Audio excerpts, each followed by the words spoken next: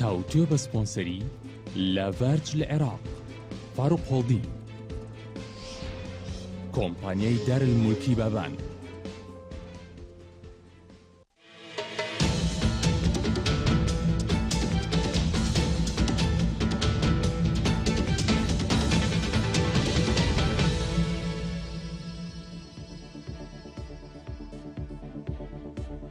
This is NRT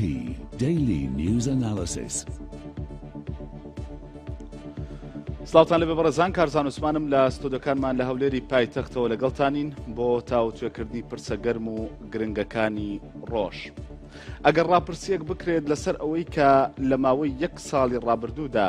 چ پرسیارێک زۆرترین کات کراوە لەسەر زاری میدیاکاران و تەنانەت سیاسەکان و بەگشتی هاوڵاتیانی هەرێمی کوردستان ئەوەیە کە ئاخۆ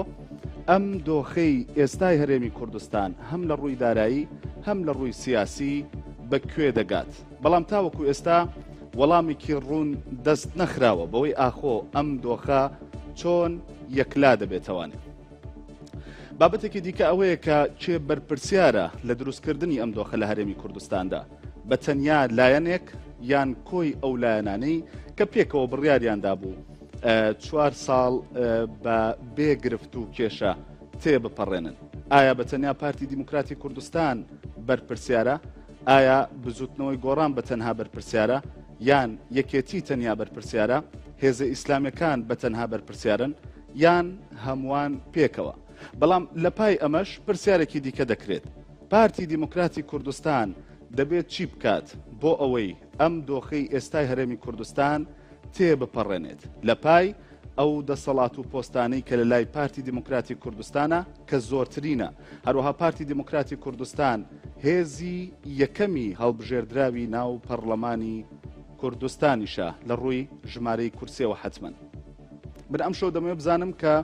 لایەنەکان دەبێت چی بکەن بۆ ئەوەی دۆخی ئێستای هەرێمی کوردستان ئاسایی بکەنەوە. بە دیاریکراوی پارتی دیموکراتی کوردستان دەبێت چی بکە بۆ ئەوەی ئەم دۆخەی ئێستا تێبپەڕێنین. بۆ ئەم مەبەستە من میوانداری محەممەدی مەلاقادرم کردووە، ئەندامی پێشووی مەکتەبی سیاسی پارتی دیموکراتی کوردستان. زۆر سپاس بۆ ئەوەی کە ئامادەی لە تاوتێ مامۆستا. منی زۆر سپاس دەکەم. پێشوازیە. سپاس. بەڕێزان، دیارە وەکو هەمیشەوەش دەرفەتان هەیە لە تۆڕە کۆمەڵایەتەکان و لە پەیجەکانی NRT هەر پرسیار و سەرنجێکتان هەیە بە کۆمنت بۆ ئێمەی بنووسن. من سوودی لە دەبینم بۆ فراوانکردنی مەودای گفتوگۆکەمان، و ئەگەر پرسیارێکی دیاریکراویشە بێ حتمەن وەڵام وەردەگرمەوە لە میوانەکەم بۆ ئێوە. دیارە ئێمە پرسیارێک دادەنین بەر لە کاتژمێرێک لە دەستپێکردنی بەرنامەکە. ئەو کۆمنتانەی کە ئێستا دەیبینن لەسەر شاشەی NRT ئەو کۆمنتانن کە لە تۆڕە کۆمەڵایەتەکان بۆ ئەو پرسیارەی ئێمە دەنووسرێت. کاک محەممەد، دەمەوێت بۆ دەست پێ بکەم کە هیچ ئومێدێکەیە بۆ ئەوەی ئەم دۆخەی ئێستای هەرێمی کوردستان تێبپەڕێنرێت، چا بکرێتەوانێت، چۆن ئەیبینی بەگشتی؟ واللهی کاگە کارزان، من شخصیاً تەبیعی لە ناو ئیشەکەدا نیم، یعنی مەسئولیەتێکم نییە بە تەحدید وەکو مەسئولێکی فلان حیزبێ و دەورم هەبێ و لە زۆر شت ئاگادار بم. بەڕاستی ئەوەم نییە، ئەو سیفەتە نییە. وایە معلوماتەکەش کەمتر دەبێتن لەوەی ئەوەی کە من معلوماتم دەبێ و ئەوەی پاڵنەرمە بۆ ئەوەی کە من پرسیارێکی ئاوها بکەم. ئێوە تەجروبەیەکی ئەزمونێکی دەوڵەمەندتان هەیە لە سیاست و ئەندامی پێشووی مەکتەبی سیاسی پارتی دیموکراتی کوردستان بوون، و لە پاڵ ئەمەشدا حتمەن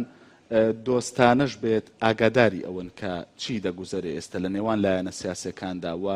چی بنیادنراوە بۆ ئەوەی ئەم دۆخەی ئێستای پێ تێبپەڕێنرێت. واللهی من خۆم تەبیعی جاروبار برادرانی پارتی دەبینم، بڵێن وەکو دۆست، وەکو هەواڵ پۆن. ئەوە پێشتر وەڵا لایەنەکانی تریشم هەندێک دەدیتن، بەڵام ماوەیەکە تقریبا وەکو ناو عەبچڕانێک زگە لە پارتی کەسی ترم نەدیوە، لایەنەکانی ترم نەدیون بۆ ئەوەی بزانم چ دەکرێت. بەڵام ئەوەی کە لە ڕاگەیاندن و ئەوە جێم لێ دەبێت لە تەلەڤیزیۆنەکان لێی هەمووان جێدەگرم بەڕاستی شتێکی وا کاک مەسعود بینەک مبادرەشی کرد بۆ ئەوەی حیزبەکان بەیەکەوە دانیشن و ئەویش پاش ئەوەی من لێرە دیدارێکم هەبوو داوام کرد لە کاک مەسعودی گوتم وەکو ڕەفیقەشی کۆن و ئەمە داوای لێ دەکەم ئەو وەکو سەرۆکی هەرێمی ئەمری واقعە دەست پێشکەریەک مبادرەیەک بکاتن بۆ ئەوەی فعلەن مبادرەکەی کرد ئەو دکتۆر فوئادی نرد بۆ لای گۆڕان و یەکێتی و هەمان بەڵام ئەویش بێ ئەنجام بوو بەداخەوە هیچ ئەنجامێکی لێ نەکەوتەوە لەوە من زیاتر هیچی تر نازانم حەقەت ینی بەڵام کە دەیبینم لەولا و لەولا ڕاگەیانەکان بیر و باوەڕ و ڕەئی جیاجیا هەیە بەڕاستی هەندە ڕەئیش هەیە کە من جێم لێ دەبێ یان دەیبینم بەداخەوە ئینسان ناومێت دەبێ یعنی شەبەحی شەڕ یان ناکۆچی لێک زیابوون چی دەڵێ شتی خراپ یعنی دێتە بەرچاوی مەسەلەی پەیوەندیکردن لەگەڵ بەغدا بە شێوەیەکی لامەرکەزی هەر کەسە بۆ خۆی ئەمە کارێکی زۆر خراپە بە بایکۆتکردنی قوتابخانەکان هەر لە سلەیمانی زیاتر لە منتیقەی بڵێن گۆڕان و یەکێتیدا لەوێ بایکۆت کراوە ئەمە بە تەسەوری من لە منتیقەی پارتی بە ڕسمی نەکراوە بەڵام ئەویش نیو بایکۆتێک هەندێک وەکو ڕۆژیان پێدراوە دەوام نەکەن ئەمە گوناحێکی گەورەیە بەڕاستی من بێت تەسەوری خۆم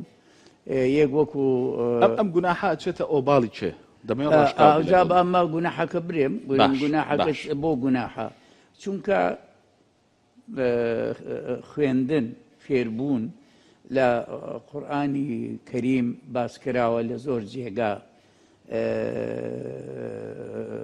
هەل یەستەوی الذین یعلمون والذین لا یعلمون پێغەمبەر دەفەرمی دەڵێتن اطلبوا العلم ولو بالصين کە سین زۆر دوور بووە ئەو وەختە و هەر مسلمان ئیمانداریش نەبووینە یعنی هەمیشە نامؤمن بووینە هەتا لەوێش بێ لەو شوێنەی کە ئیمانی تێدا نیە بەخوا ئەجا بچی لەوێ فێرە عیلم ببێ هەتا ئەوە تەرجیعی ئەمەی کردووە 1500 ساڵ پێشی ئێستا ئێمە ئێستا کۆری دەکەینەوە یعنی خەڵک بەرەو نەخوێندەواری بەرەو جاهیلی دەیبین حتا من زۆر جار ئەوە بە قسە گوتومە مەسەلەن تەمەشا دەکەی عوتلە زۆرکردن هەتا عوتلە هی مەکتەبەکان ئەوانە زۆر تەعتیل دەکرێ من گوتومە ئەمە سیاسەتی تەشکیلە بەڕاستی یعنی خەڵک بەرەو جاهیلی بڕوە بەرەو نەخوێندەواری بەرەو فێرنەبوون یعنی ئێستا ئەم بایکۆتە هەر زۆر خەتەرە یعنی تۆ مناڵی خەڵک کوڕی خەڵک کچی خەڵک وا لێ دەکەی تۆ لە مقابل پارەکەش نیوەی وەرەگری نیوەی وەرناگری یعنی مادەمە نیوەکەی تریش وەرمەگرە واز بینە بۆ ئەوەی حکومەت بتوانیتن ئەو حکومەتەی کە هەیە بتوانیتن خەڵکی تر بە پارە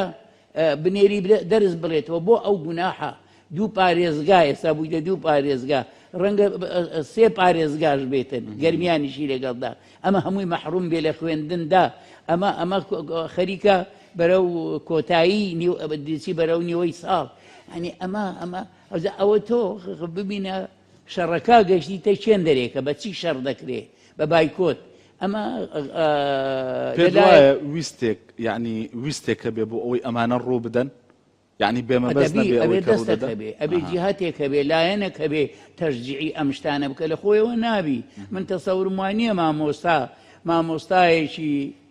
کە مێژووی هەیە مامۆستا هەمیشە لە تاریخی بزوتنەوەی ئازادی خوازی کورد و هی عێراقیش مامۆستا هەمیشە پێشەنگ بووینە بۆ شتی باش بەڵام ئەوە پێشەنگن بۆ شتێکی زۆر خراپ بایکۆت یعنی ئیزرابکردن نە ڕۆژێک و نە دوو ڕۆژ باشە بەڵام ئەوان بەڕێرەکانەوەی ینی مامۆستایان ئەڵێن کە پارەمان پێ نەبێ ئێمە نەتوانین تەنانەت هاتوچۆی ماڵەوە تا قوتابخانە کەشمان بکەین چۆن بتوانین دەرز بڵێنەوە کە دەروونێکی نائارام هەم بۆ خۆمان هەم خوێندکارەکان هەبێ. کارزان مامۆستا لەگەر کارمەندێکی تر فەرقی چییە جیاوازی چییە لەگەر فەڕاشێک لەگەر کەناسێک لەگە هەر کەسێکی کە ناسەکەش ئەچی قوتابخانە پاکەکاتەوە ئەوی تر دەچی فڵان ئیش دەکا ئەوی ژیانی هەیە ئەویش ماڵ و منداڵی هەیە ئەنی معلم بە تاقیتەنێکە ژیانی ناوێتن هەموو ژیانی دەوێتن ئەو نیوە مەعاشە ئەوی تریش هەمووی نیوە مەعاشە ئەوی تر بۆ ڕازینە ئەو بۆ ناڕازیە بۆ بایکۆتی با ناڕازی بێ بادش بێ مزاهرە بکە بەڵام بۆچی قوتابخانە دابخە بۆی تەلەبەی لە ساڵێک مەحروم بکە حتا ئەگە بە ڕسمیش مەحروم نەبی مەحروم بووە کە فێر نەبوو یعنی فێر نەبوو ساڵێکی کە ساقیت دەبێتن لەبەر ئەوە غەدرێک لە قوتابیان دەکرێت کە میسال دەڵێم ئەوە هەموو شتێک نییە ئەوە وای لێ هالەوە دەستم پێ کرد مەسەلا شەڕەکە مەسەلەن تۆ شەڕێک هاتیە دەستە و یێخا لە داعش لە دژی کورد یەکەم هات بۆ کوردستان هات بە خەریک بوو بگاتە هەولێر اینجا دوای ئەوە ئەمریکا دۆستانی پێشمەرگەش خۆی توانیان پێشگیریان لێ بکەن و لێ نەگەڕێن بێنە پێش و وردە وردە وا ماواتە ئێستا کە زۆرێشکەی لێ بەسەر هات مەسەلەن اینجا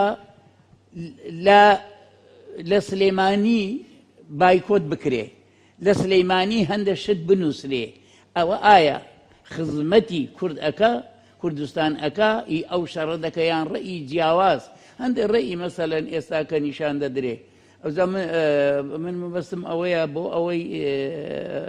قافی مەوزوعەکە هات بۆیە ئەوە باز دەکەم ئەگەنا ئیتریش باشە لایەنێک باسکەم لایەنەکەی مەسەلەی تریش هەیە باشە بەڵام ینی من دەمەوێت لەمەیان نابوەستین زۆرتر لایەنەکان ڕوویان لە پارتی دیموکراتی کوردستانە بۆ نمونە مەسەلەی گرفتی مامۆستایان کە بابەتی موچەیە دەڵێن ئەم گرفتە حکوومەت یاریێمی کوردستان دروستی کردووە و گومان هەیە بەوەی کە پارە هەیە و نادرێتە فەرمانبەران و مامۆستایان باشە گومانە ینی قسەکەی من لەسەر ئەوەیە کە پارتی دەبێت چۆن ئەم گرفتانە بەرەو چارەسەر ببا لە کاتێکە پۆستی بارزانی کە لە 19 ئابەوە گرفتی یاساییشی لەسەر هەیە لە پارتی دیموکراتی کوردستانە سەرۆکی حکوومەت بە هەمان شێوە وەزیری سامانە سروشتەکان و ئێستا پێشمەرگە و ناوخۆش هەمووی لە لای پارتی دیموکراتی کوردستانە ینی پارتی دەتوانێت چی بکا بۆ ئەوەی ئەم دۆخە باشتر بکا لەوەی کە ئێستا هەیە کاکە کارزان تەبیعی مەسەلەی دارایی من نازانم هیچ لە دارایی نازانم حقەت نە پێشان لێم دەزانی وەزیرەکە وەزیری گۆڕام بوو وەزیرەکەشم نەدەناسێت ئەبزانم دارایی چۆن بووە ئەنی بەڕاستی لە دارایی من لە حیاتی خۆشم لە هەموو مەسئولیتم قەت مەسئولیەتی دارایی وەرنەگرتووە هەمیشە برادرانم لە مەکتەبی سیاسی چاک دەزانن کادیرەکانیش دەزانن لەبەر ئەوە بووە کە بابەتی دارایی دائیما ئینسان لەوانەیە سمعی پێ بچێتن ئەوە بێ منیش هەمیشە سمعی خۆم زۆر خۆشویستوە لە هەموو شتێک کە سمعە پێچوونی تێدا هەبێتن من خۆم دوورگرتووە دائیمە وا بوویم ئەوە ڕەفیقەکانم دەزانن شاهیدیم بۆ بدەن اینجا لەبەر ئەوە من لە دارایی هیچ نازانم بەڵام تەبیعی دیارە ئەو وەرشکستەی کە ئێستا دروست بوو بۆ حکومەتی هەرێمی کوردستان و بۆ عێراقیش دروست بوو مەسەلەی نەوتە نەوت دەوری ئەساسی بوو ئەگەناتان نەوت بڵێن نرخەکەی دانەبەزی بوو ئیشەکانیش ئەو وەکو خۆی دەڕۆیش بەڵام لە هیکەوە لە $110 هاتە $40 $30 نازانم چەند فەرقێکجا زۆر تەبیعی ئەوە حکومەتی هەرێمیش دیارە کابانێکی وای نەبووە احتیاط بکاتن و احتیاطێکی هەبێ ئەوە جۆرێک بۆ لە خەلەل بەڵێ ئەوە جۆرێک بۆ لە خەلەل طبعا بەڕێی من ئەوەش نقصانیەکە کە حکومەتێک نەیتوانی بێ احتیاط وەربگرێ بۆ ئەوەی ڕۆژێک نەفر نەفرۆشێ ڕۆژێک ئەوە لەسەر حدودی تورکیایە تورکیا یعنی هی ئەوە نییە بڵێ وەکو قومبلەشی تەوقیتە يعني لا ودانيت او سقيت هبي هتا اللي دقري نفتي ايما برواتن شي دريتن ترجع بياني رينا قريتن نو دسيتن نبر او من تصور كم دبوا احتياط بو اور بجري بس بداخل اور نجيراوا او وين خطاي شخصك بتنيابي خطاي حكمتك هموتي بهمو دزقاو دزقا كاني رئيسي وزراء نائبكي وزيري دارایی بالذات صالح برادرانی گۆڕان بووە ئەوە خۆتۆ ئایا ئەو چی احتیاطی هەبووە چی کردووە چی گوتووە ئەوە هەمووی قسەیە ئەوە من مەبەستم ئەوە نییە گۆڕان ئیتیهام بکەم پارتی دەرباز بکەم وان نییە مەبەستم وان نییە پارتی بەتەئکید وەکو پارتی بەتەسەوری من تا حزبی یەکەمە حزبی ئەکسەریەت نییە حزبی یەکەمە وەک ئەو بەرپرسیارەتیە مامەڵەی کردووە کە هەیەی وەکو حزبی یەکەم حزبی یەکەمە بەخدای ئەوە من ناتوانم بڵێم یان نا ئەزانی بۆ چونکە من نا وەزیرم نە پەرلەمانتارم هیچ مەسئولیەتێکم بەڵام وەکو سیاسیەکی بە ئەزمون وەکو چاودێرێک وانە حتمما بەخدای من لەوە ناتوانم بکەم بە وەکو ئەوە بڵێم بەڵام بە حکمی ئەکسەریەتی ئەندامی پەرلەمانی هەیە رئیسی وزەرا لە پارتیە سەرۆکی هەرێمیش لە پارتیە بە حکمی ئەوە مەسئولیەتی گەورەترە ئەوە خۆ معلومە کە شتێک نییە ئینسان بتوانی برێ وان نییە یا وان نابێتن چونکە ئەو مەسئولیەت بۆ چارەسەرکردن و دەستپێشخەریش بۆ چارەسەرکردن و دەستپێشخەریش عینیشتە کردوێتی ئەوەی کردووە هەستاوە بەقەدە و حەجمەی کە هەیەی من وەکو پێویستە نەیکردووە نەکراوە وەکو پێویست هۆکارێکی هەیە کاک مەسعود لەو بەینانە ماوەیەک دکتۆر ئەوەی نارد بۆ فوئادی بۆ لای حیزبەکان و ئەوانە بەڵام هیچ نەتیجەی نەبوو و چ شتێکیان بڵاو نەکردووە نەتیجەی بۆ نەبوو ئەوە یعنی بەداخەوە دەڵێم غموزێک هەیە لە عیلاقاتی حیزبەکان لەگەڵ یەکن پێکەوەنا وەزیریان هەیە ئێستا زۆریان لە حیزبەکان وەزیرەکانیان مایە لە وەزارەتدانە مەسئولیەتەکەی خۆشیان دەکەن باشە بۆچی عیلاقەی حیزبیان نەبێ بۆشی لەگەڵ یەکدانە نیشن هەوڵدن ئەوە دڕدۆنجەکە زیاتر لە نێوان گۆڕان و پارتی دروست بووە بەڵام لە بینی ئەو حیزبەکانی تر دروست نەبووە باشە بۆ ئەوان ناوگوژی ناکەن هەموو خەڵک و پرسیارەکە یعنی بۆچی یەکێتی نیشتمانی کوردستان کە تەحالوفی هەیە لەگەر گۆڕان ئێستا تەحالوفی نوێیان کرد باشە بۆ ئەو نائیبی ڕئیسی وزەرا هی ئەوە هی یەکێتی نیشتمانی باشە یەکێتی نیشتمانی بۆ ئەو دەورە نەبینی بەڵام دەڵێن وڵای یەکێتی نیشتمانی لە بینی خۆیان ناکۆکن ئەوزە باشە لە بینی خۆیان ناکۆکن ئەزە ئەوە معنەوێ ئەو ناکۆچی ئەوان ناکۆچی جێیتریش دروست دەکاتن لەبەر ئەوە من تەسەورەکەم ئەمانە هەر هەمووی معقول نییە و مەقبولیش نییە یعنی تەحەجوزە یعنی هەنجە دۆزینەوەیە ئەگەر نا هەموویان مەسئولن گۆڕان مەسئولە پارتی مەسئولە یەکێتی مەسئولە ئەو سەیە بزاد مەسئولی یەکەمن من تەسەورەکەم یەکەم و دووەم و سێمیان نێ هەر سێشان مەسئولن وەکو یەک هیچ جیاوازیەک نییە چونکە هەردوو لایە هەر سێ لایەن مکەسەراتیان هەبووە خلافی دەستور و قانون و شتیان هەبووە بەیەکەوە من جیاوازی ناکەم لە بینان تەرازوم لەکنیش نییە معیارێک بیپیوم بزانم ئەو چەندە و ئەو بڵێ ئێستا شتێک گەوترێ ینی زۆرتر لەسەر پارتی دموکراتی کوردستان هەتا دوێنێ کادرێکی یەکێتی ئەم قسەی کرد بۆی کە پارتی تووشی غرور بووە و ناتوانێت ئەو گرفتانی کە ئێستا هەیە لە ناوخۆی هەرێمی کوردستانە بە چارەسەری بگەێنێ لەبەر ئەو غرورەی کە تووشی بووە وەکو پارتی دموکراتی کوردستان کادرێکی یەکێتی ئەو قسەی ئەمە واقعیە پارتی تووشی جۆرێک لە غرور بووە والله ڕەنگە من ناڵێم نە چونکە بەڵام معلوماتی دقیقم یا بەڵگەی غروربوونم هەبێتن لە شتەکەدا تۆ خۆ دوایە بینی یعنی مامەڵەکانی بۆ نمونە هەر لە کاک مەسعود هەر لە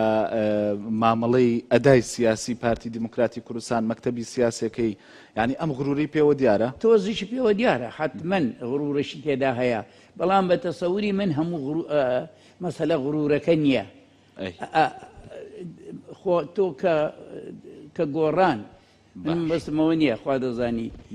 جیاوازی لە بینی پارتی و گۆڕان ناکەم وەکو هەر چەندە من هەر پارتیمە ئەندامی پارتی حەسێ بم معنا بەڵام هەمیشە ئەو وازەحە کە تۆ زۆرتر پیاوێکی نەتەوەی من هەوڵ دەدەم بۆ دادپەروەری دائیمە بڵاو ببێتەوە لە وڵاتماندا لە ناو خەڵکدا ئەوە بەس بەداخەوە نییە دادپەروەریەکە ناکرێ گۆڕان چی بوو هێرشی کرد بۆ سەر قەڵادزە و کەلار و شوێنی تر و ئەمانە و خەڵکیان بە کوشتندا و مەقەڕاتی پارتیان سووتاند و ئەوانە چم و بەڕی ڕێک نەبوو وەختی ئەوە بوو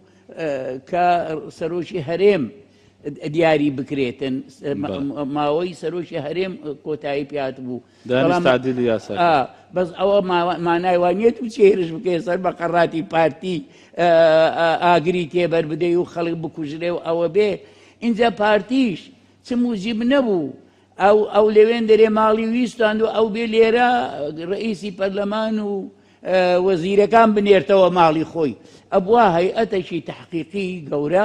دروست بکرێتن و یەکێتی دەوری هەبێت کۆ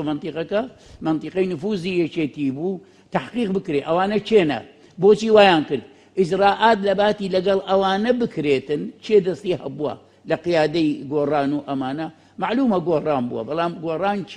چێ کردی دەبووە ئەوە بکە لە باتی ئەوە بکە ڕئیسی پەرلەمان و وەزیری نابنەوە ماڵی خۆی بە قەناعەتی من ئەمە حەل نەبوو ئەمە حەلی مشکلەکەی نەکرد یعنی بالعکس مشکلەکەی گەورەتر کرد لەبەر ئەوە من تەسەورەکەم پارتی و یەکێتی هەردوو لایەن وەکو یەک بە هەڵەدا چوونە هەندێک تەسەڕوفیان کردیە هەڵەیە لە هەڵەش گەورەتر یعنی گوناحە خراپە کە ئەو جۆرە شتانە بکرێتن بە ڕئیسی پەرلەمان برێ بچۆ ماڵی خۆت و بە وەزیر برێ بچۆ ماڵی خۆت و ئەوی لە لای چووە خەڵکی کوشتووە و مەقەڕاتی ئاگر تێبەرداوە ئەوە دوو گوناحن یعنی دوو شتی خلافی قانونە خلافی نازانم یعنی پێکەوە ژیانە چۆن ئێمە بتوانین پێکەوە ئەوەندە لە ئەوەلەوە وا بە شێوەیەکی زۆر فراوان زۆر ڕێک و پێک سنگ فراوانیەکی گەورەی تێدا بوو ئەو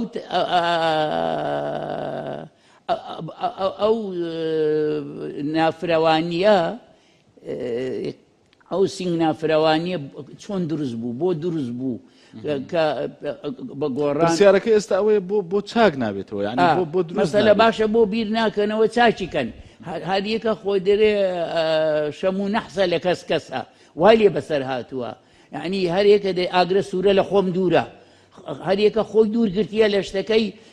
حەز دەکە وا بمینێ من تەسەورەکەم ئەوانی حیزبەکانی تریش حەز دەکەن وا بێ ڕەنگە لەوە سوود وەرگرن قازانج وەربگرن و ئۆباڵەکەشی دەخەونە سەر ملی پارتی و یەکێتی و گۆڕان ئەوان خۆیان بەری دەکەن بەڵام لە بنەوەش ئیش دەکەن وەکو چێ ینی بۆ ئەو حیزبانەی کە هەن ئەوانەی ئێستا لە ناو حکومەتن باشە مەسەلەن وەکو یەکگرتووە وەکو کۆمەڵە وەکو فلانە ئەمانە پێ دوایە دەستێوانی تیا بێ لەبەرەوەی خۆیان سوود من ناڵێم دەستیان تێدایە بەڵام بێدەنگیان بۆ باش بۆ بێدەنگن بۆ دەورێک نابینن مەسەلە پێ دوایە لە پای ئەوەیە کە سوود ئەبینن لەو دۆخە بۆیە بێدەنگن من تەسەورەکەم سوود دەبینن دەبی وابێ ئەم قسە بۆ یەکێتیش ڕاستە یان تەنیا بۆ کۆمەڵ و یەکگرتووە وەکو تەسەور من قسە دەکەم تەسەورە حەقەت ئەوە علم نییە یعنی برێ علمم هەبێ زانستم هەبێ لەسەر مەوزوعەکە ئەوەم نییە ئینسان گوناحی دەگاتێ بوختان بە خەڵک بکەیت بەڵام من ئەوە تەسەورە لە تەسەور گوناحم ناگاتێ ئینشاءڵڵا ئینجا لەبەر ئەوە من تەسەورەکەم خەتای هەر پێنج حیزبە هەر پێنجیان هەرێکە بە حەزمی خۆی گوناحی هەیە باش لەبەر ئەوە دەبێ با ئەوە باش تێ بگەن هەر بە ملی پارتی دابینن ئەویش باش نییە چونکە ئاخیری ڕێچکەیەکی تر دروست دەبێت کە زۆر خراپە ئەو ڕێچکەیە لەبەر ئەوە باش نییە وا تەسەور بکرێتن ئەوە قسەی منی جوان نییە من برێم پارتی بێگونە حدانم نە ئەبەدەن ڕەنگە لە زۆر باشە من دیسانەوە پرسیاری پێشووتر کردم یعنی ئەوەی کە ئێستا ئەم پرسیارە دروست بووە یعنی هەموو لایەنە سیاسەکان بەجیا لەگەڵ خەڵکانێک یان بەشێک لە وڵاتە ئیقلیمیانی کە ڕۆژگارێک دوژمنی سەرسەختی ئێمە بوون وەکو کورد دۆستایەتی باشیان هەیە هەموو لایەنەکان بەبێ جیاوازی بەڵام ئامادەنین پێکەوە دابنیشن لە پای ساڵێک لە پای ئەم دۆخە خراپەی کە خەڵکەیەتی لە پای گوزەرانی خراپی خەڵک ئامادەنین پێکەوە دابنیشن چاکی بکەنەوە من دەمێ بزانم دیسان دەڵێن بە لە بەرچاوگرتنی ئەزمموی سیاسی خۆت بۆ ئەمە ڕوونادا بەڵام بە کورتی هەواڵەکان دەبینین و دواتر وەڵامەکە لێ وەرەگرن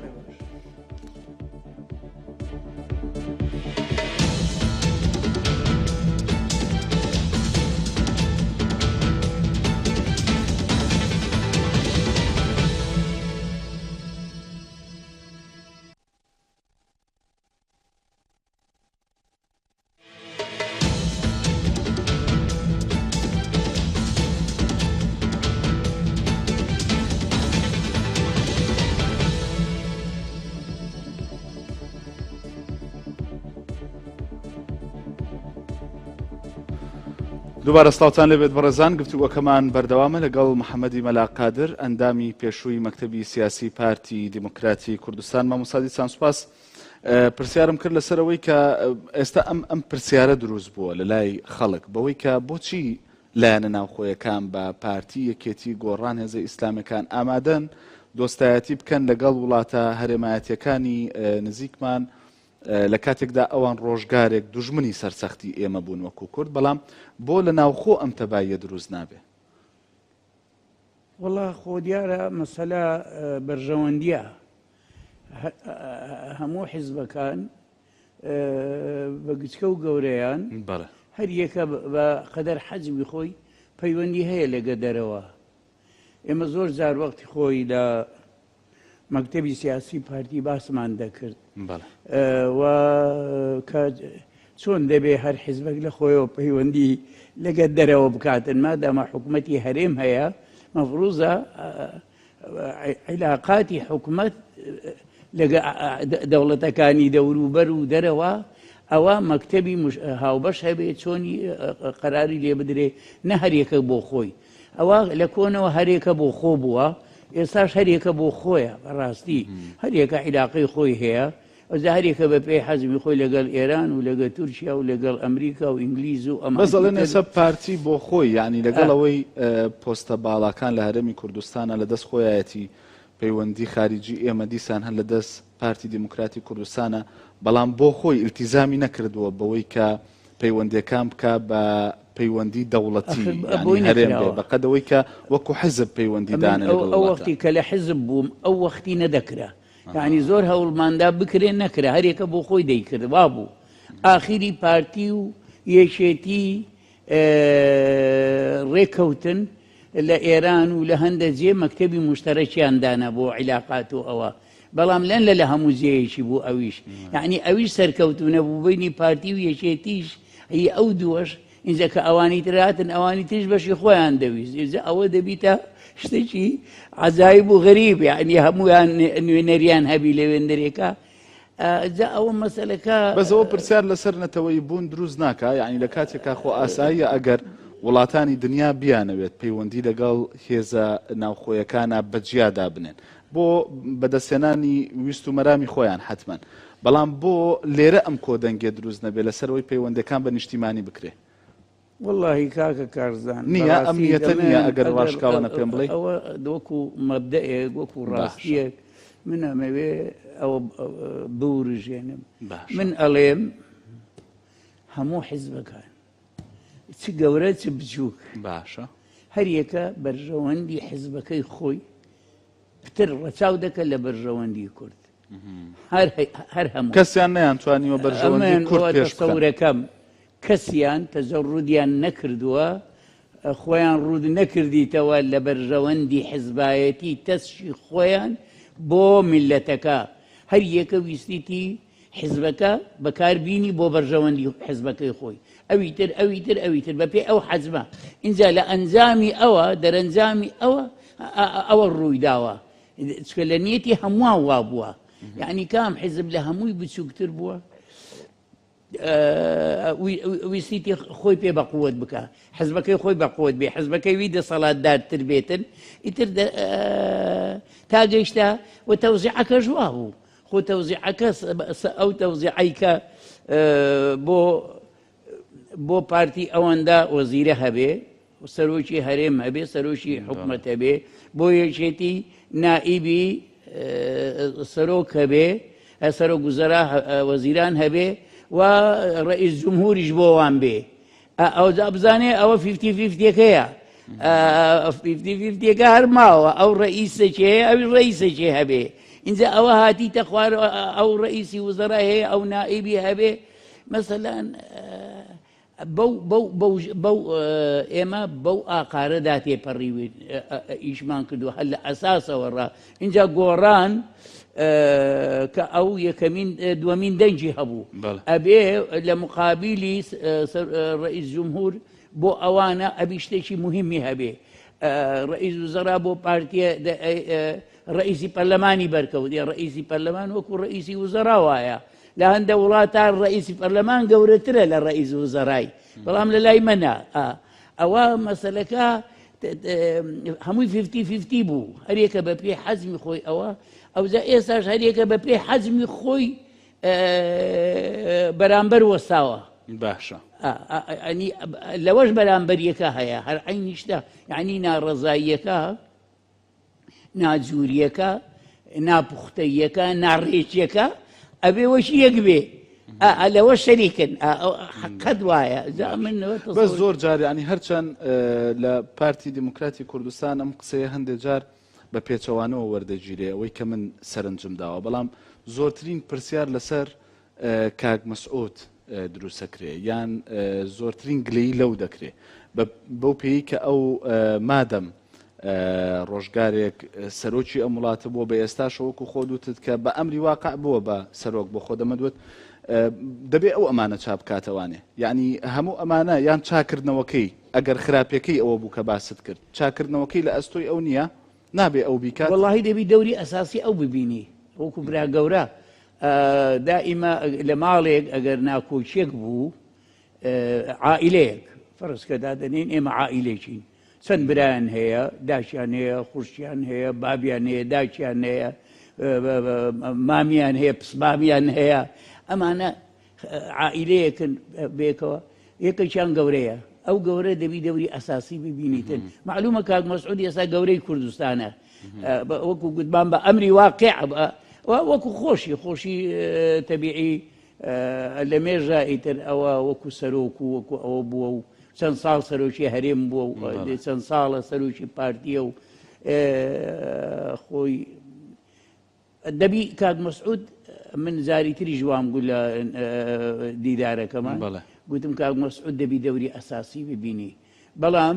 وا تەسەورەکەم کاک مەسعود دەوری خۆی دیت بەڵام دەورەکەی خۆی زۆر بەدڵی من نەبوو یعنی ئەبوا هەیئەتێک دانێ هەیئەتەکەش نەوعە کەسێک بن مەسەلەن کاک دکتۆر مەسەلەن دکتۆر فواد مەبەستت دکتۆر فواد مەسەلەن 4-5 برادری تریش ئەوانەی کە مەسئولیەتی وان نییە خەڵکەکە ڕخنەی هەبێ بتوانن بچن یعنی وەکو ئێوە محاولەیەکی لەو جۆرەتان هەبوو بڵێ محاولەیەکی لەو جۆرەتان هەبوو ئێمە مەجموعەک بەتەما بووین وا بکەین کەس ئیستیجابەی نەکرد ئێمە ناچار بووین وازمان لێهینە مەسەلەن مەجموعەشی وەکو ئێمەمانەیەکەشی وەکو دکتۆر مەحموودی وەختی خۆی کە لە بینی پارتی و یەکێتی ناکۆچی و شەڕ هەبوو بینە کاک جەوهەر بەڕەحمەت بی ئەو دەچوو لەگەڵ یەکێتی ئەوەی دەکە ئاخیری کردیانە ئەوە سکرتێری حزبی شیوعی كاك عزيز محمد بلي عزيز محمد بله أو ناو بجيوان أو ولا سدستيوي تقريبا ريكوتنا كاش دروز بو إستار دبي كومل خلشي سياسي وكو مسؤوليتي قوريان نبي لنا حزب كان دا كمثال دينمكو عدنان مفتي دائما مكتبي سياسي شيء بلام إنسان شيء نجتمع برورو كرد برورو وتقريبا وكو بلاهن وايا كمثال يكشي وكوي أو ها لو بابتانا مجموعة خلق هرسم بيوا تخويل جي بكرين إنجا دواي أو كوبونوا لقى حزب كان بكريتن أو من بقناعتي خوم أو دا تواندري كارابي بيدوايا بير لشتكي وابكريتو بو أوي والله أقبيل بكريتو من أم ليرة بانغواز دكم بو أو همو حزب كان داوان دكم بو صفتي من وكو كسيشي همو تمنم همو جيانم لسرتاي لاويتي مورا لناو سياسات بويما لناو خباتو تيكوشان بويما بو أو ملتا أو بفخر ونالم يعني اعتزاز في بخوم كمخوم بشتشي وكو تاريخي كا داوان لدكم لهمو حزب كان بيشان لسانة الروم لكاق مسعود دكم وكو كاغ سروشي هرم وكو سروشي بارتي داوای لێ دەکەم ئێستا سونکە بەرەو ئەوە دەچێت کە داعش شکست بخوا کە داعش شکستی خوارد ئینجا بینی ئێمە و عێراق مەشاکل دروست دەبێ لە ئێستاوە ئەبێ خۆمان حازرکەین بۆ ئەوە لەبەر ئەوە من داوا لە کاک مەسعود دەکەم لە برادەرەکانی تری حزبەکان ئەوانەی مەسئولیەکە من حەز بەو مەسئولیەتە بکەن لەناو لە گۆڕان كاغ نوشيروانة مثلا ئێستا لێرە نیە وا بزانم لە دەرەوەیە كاغ نوشیروانە کاک کۆسرەتە یان کاک ئەو برادرانە دکتۆر بەرهەمە هەرچی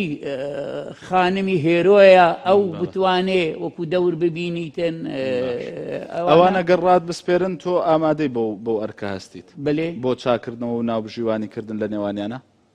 چۆن تێنەگەی مامۆستا محەممەد ئامادەیە ئەگەر ئەوان تەکلیفت بکەن بۆ ئەرچێکی وە من ئەگەر تەکلیفم بکەن لە سەددەستان دەڕۆم دەچم نەک بە پێیان دەچم یعنی ئەوەندە پەرۆشم بۆ ئەوەی کورد ببیتەوە بە یەک بگرین میلەتەکە ببی بە یەک من حازرم بۆ هەموو خزمەتێک کە خزمەتی نەتەوەی کوردی تێدا هەبێ بۆ مەسئولیەت نا وەکو وەزیفە وەکو واجب وەکو ئەرک حازرم بیکەم زۆر سپاس دەکەم هیوادارم لە چوارچێوەی ئەو مشهورخۆریانەی کە هەن بۆ چاکردنەوەی ئەم دۆخەی ئێستای هەرێمی کوردستانم پێشنیازەی محەممەدی مەلا قادر بە هەند وەربگیرە لەلایەن قیادەی حیزبەکانی هەرێمی کوردستانەوە من سوپاس دەکەم سوپاس بۆ محەممەدی مەلا قادر ئەندامی پێشووی مەکتەبی سیاسی پارتی دیموکراتی کوردستان زۆر سپاس بۆ ئەوەی کە ئەم شەو میوانم بووی لە تاوتوێ منی زۆر سپاسان دەکەم منتان بەگڕ خستەوە نییە وەکو تونبێلێک مەشینەیەک دەمێک بیکاری نەکردبی تۆزێک ژەنگاوی دەبێ ئەوە دەبێ ها نییە ئەبێ بە هەندڵ لێدەی ئێستا کە واتە سەورەکەم ئەوە تۆزێک منی گەرم کردەوە تۆزێک ئەوەی کردم بۆ ئەوەی ئەگەر ئەرکێکی نیشتمانی نەتەوەیی هەبێتن بەڕاستی یان ئەرکێکی ئیسلامیش خۆ حیزبەکان هەندێکیان ئیسلامینە منیش ئیمانم بە ئیسلام و بە ئەوەی هەیە زۆر سپاس دەکەم هیوادارم گەیشتێت وەکو خۆی پەیامەکەت ئازانی ناوتی سوپاس بۆ ئێوەش سوپاس بۆ کۆمنتەکانتان وەکەمیشە من سوودم لێبینی تا بەرنامێکی دیکە هەر شاد بن.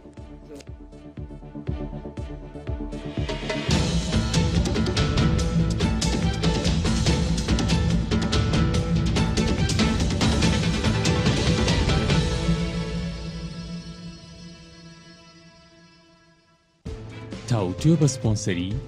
لاڤەرج لە عێراق فاروق هۆڵدینگ کۆمپانیای دارالمولکی بابان